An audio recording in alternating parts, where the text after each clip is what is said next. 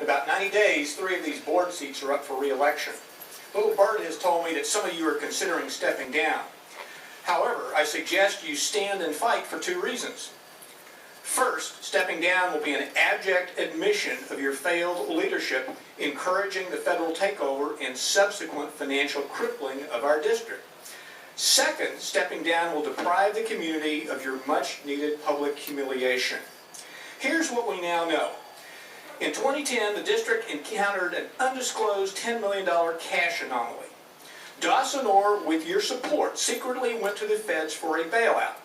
A nearly $2 million bailout was granted in exchange for turning substantial control over to Washington. There was also a possible state bailout as well. The dismantling of the district curriculum and discipline has been a Washington-driven, slow-drip process ever since, all closely mirroring a similar situation at Dallas ISD and closely tracking federal mandates. We are one angry parent away from the district being brought to its knees by a transgendered lawsuit enabled by this bailout. We are within sight of a fight to make Highland Park football flag football only, as has been recently done in Marshall.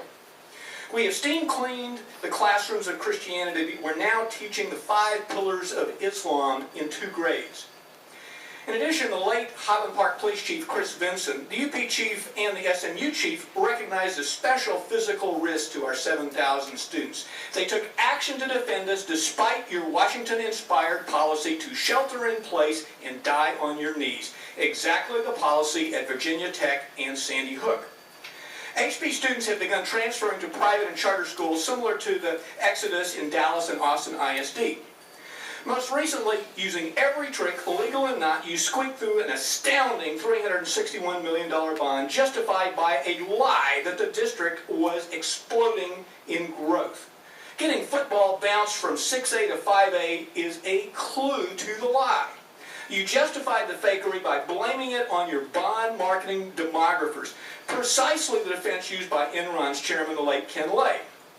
At trial for fraud, when asked, do you believe, based on the information that you had available, what you were saying at the roadshow was accurate and fair? He responded, I did then, I do today, based on what I knew. Ken Lay's other famous statement following his conviction was, am I a fool? I don't think I'm a fool, but I think I sure was fooled. We encourage you to try that on the Park City voters.